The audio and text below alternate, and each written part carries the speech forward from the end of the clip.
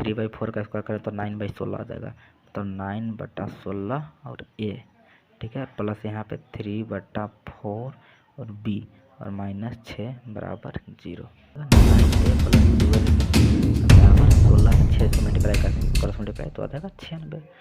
ये आपका first equation बन चुका है, ठीक है। तो 1/3/4 रखने पर फर्स्ट इक्वेशन बन गया।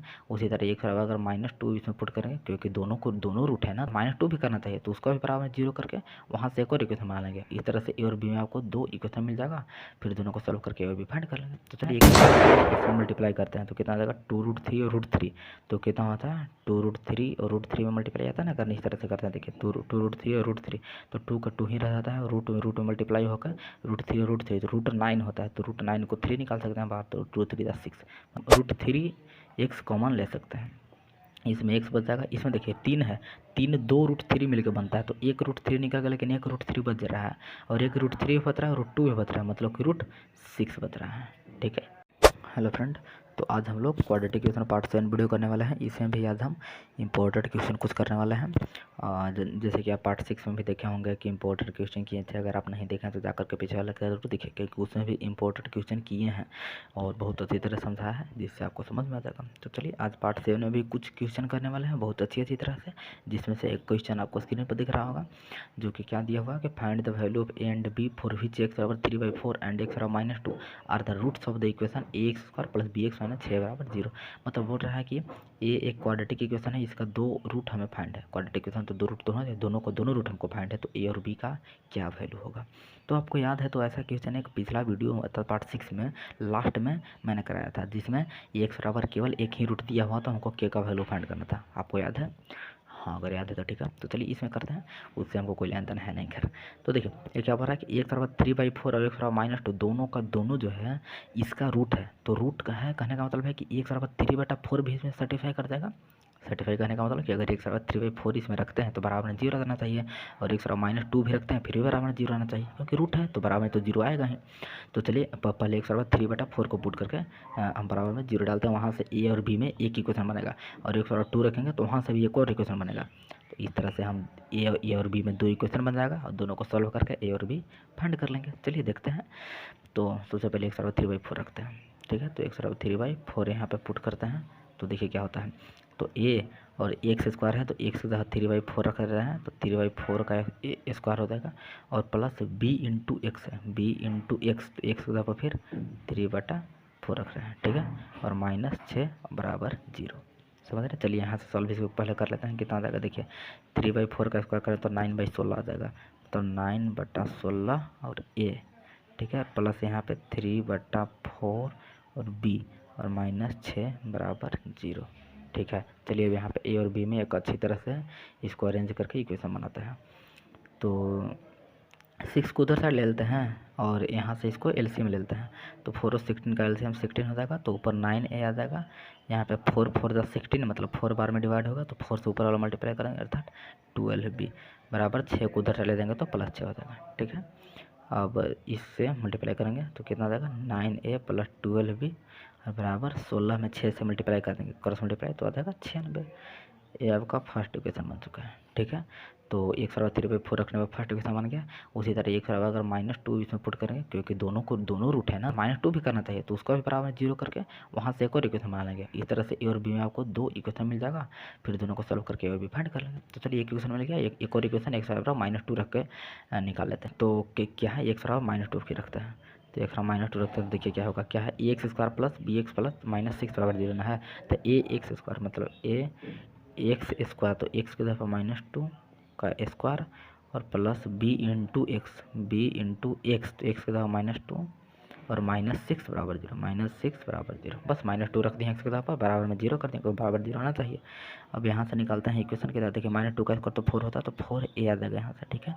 यहाँ से आ जाएगा -2b आ जाएगा, और यहाँ से आ जाएगा 6 को उधर लेना तो 6 हो जाएगा। यहाँ से आप काट छट कर सकते हैं एक बार, और 2 कॉमन लेके, तो 2a - b हो जाएगा, और 2 कॉमन आएगा तो इधर जाकर बटा में भेज दीजिएगा, तो 2 3 6 काट देगा। यहाँ से आपका सेकंड इक्वेशन बन गया है। बस आपका फर्स्ट और सेकंड 2 इक्वेशन मिल गया, दोनों को सॉल्व करके ये और भी फाइंड के लिए सॉल्व कर लीजिएगा ना, सॉल्व कर लीजिएगा।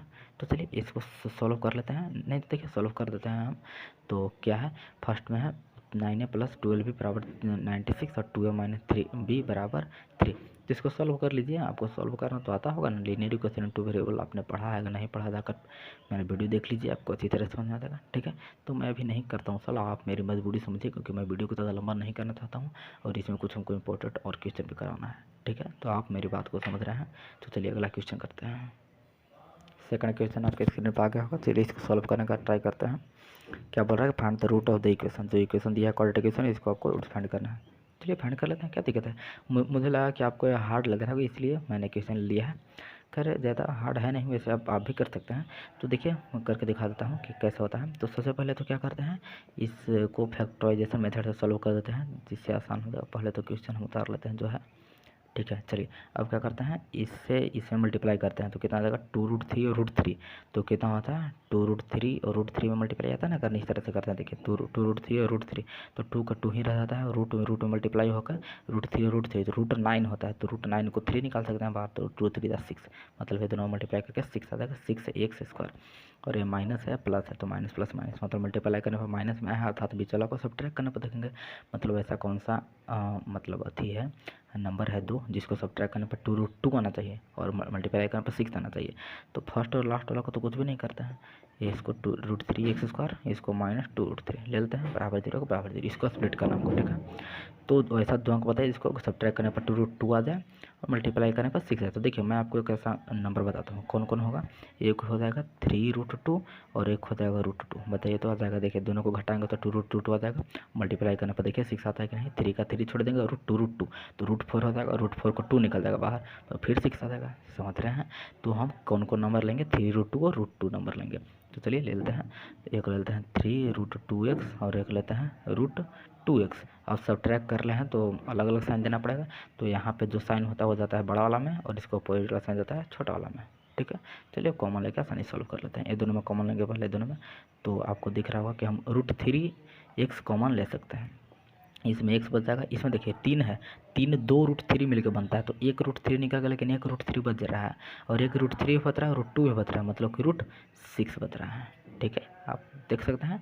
अब ये दोनों में कॉमन लेंगे तो देखिए दोनों में से √2 ले लीजिए कॉमन, तो इसमें तो x बच जाएगा। इसमें देखिए 2 है, तो 2 √2 मिलकर बनता है, तो √2 मिलकर 2 बना था ना, तो 2 में से एक √2 निकाल लिया, लेकिन एक √2 बच रहा है और एक √3 बच रहा है, तो यानी कि √6 बच रहा है, बराबर 0। बस फिर ये दोनों में से निकालते हैं कॉमन, तो क्या निकालेंगे, x माइनस √6, तो इसमें बच जाएगा √3x और इसमें बच जाएगा √2 बराबर 0। दोनों को बारी बारी से 0 बनाते हैं, तो एक बार x माइनस √3 को 0 बनाएंगे और एक बार इसको 0 बनाएंगे। ठीक है, तो यहाँ से आपको 2 रूट मिल जाएगा, x बराबर √6 और x बराबर यहाँ से आ जाएगा माइनस √2/√3। ठीक है, दिख रहा है आपको। तो इस तरह से हम 2 रूट फाइंड कर लिए।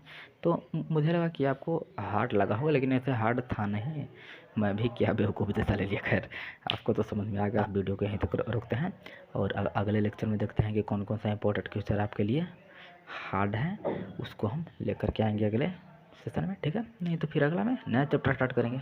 ठीक है, तो आप लोग अच्छी तरह से पढ़ाई करते रहें और अच्छी अच्छी क्वेश्चन सॉल्व करें, ताकि आपका मैथ को भाई स्ट्रॉन्ग कर लेना है। ठीक है, तो सोच के रहें, जाइए ना जल्दी।